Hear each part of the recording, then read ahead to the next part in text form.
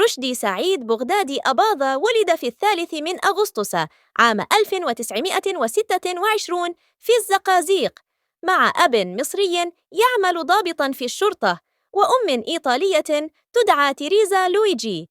انفصل والداه أثناء طفولته، فقضى سنواته الأولى متنقلاً بين والدته في القاهرة وأسرته في الشرقية، ما خلف في نفسه مزجاً بين حضارتين مختلفتين.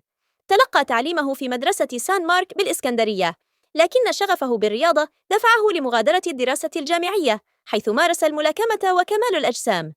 دخل عالم السينما صدفة بعد أن رآه المخرج كمال بركات يمارس البلياردو، فاختاره لبطولة فيلم المليونيرة الصغيرة عام 1948، ثم سافر إلى إيطاليا عام 1950 ولعب دورا في عدة أفلام إيطالية وأجنبية قبل أن يعود إلى مصر. قدم أكثر من 150 فيلما خلال مسيرة فنية امتدت حتى عام 1980، من أشهرها امرأة من نار، امرأة على الطريق، الوصايا العشر، والرجل الثاني.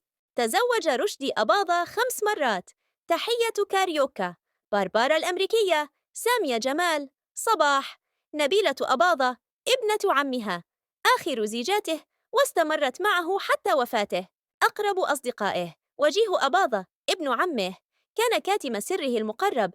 أحمد رمزي، صديقة ورفيقه في الزمالك، تحول بينهما تضارب ملأه الضحك والإخلاص، فعادة ما يتبادلان الضرب من غير سبب حسب وصف رمزي. وكان دفاعه الدائم عن رشدي علامة على قوة صداقتهما العميقة. نادية لطفي أصيبت بثقة خاصة من رشدي، فقد كانت تعتبر أختاً معتمدة له ضمن عائلة أباظة. هند رستم كانت بمثابة الأخ والأخت في آن واحد، وقد أنقذها من حادث خطير أثناء تصوير أحد الأفلام، بالإضافة إلى مشاركتهم في تأسيس شركة إنتاج سينمائية. فريد شوقي أحد 3 النجوم الذين أسسوا شركة إنتاج رفقة رشدي ونادية لطفي، تربطهم علاقة صداقة قوية بالرغم من أن الشركة لم تنتج أي فيلم. مرض رشدي أباظة وآخر أيامه: في أواخر حياته أصيب الفنان رشدي أباظة بسرطان المخ أو سرطان الدماغ، وهو مرض خبيث أثر بشدة على صحته النفسية والجسدية. ظهرت عليه أعراض المرض في آخر سنة 1970، حيث بدأ يعاني من صداع شديد وفقدان في التوازن والذاكرة. رفض أن يفصح عن مرضه أمام الجمهور، وكان يصر على استكمال التصوير حتى في أصعب اللحظات. أثناء تصوير آخر أفلامه الأقوياء لم يستطع استكمال التصوير بسبب تدهور حالته الصحية، فاضطر المخرج إلى تصوير بعض المشاهدين بجانبه، وقام الممثل صالح نظمي بتجسيد بعض اللقطات مكانه، فيما قام الفنان أحمد زكي بأداء صوته تقليدياً. في أيامه الأخيرة فقد رشدي أباظة الذاكرة جزئياً، وكان يردد أسماء أشخاص قد رحلوا ويبكي كثيراً بصمت.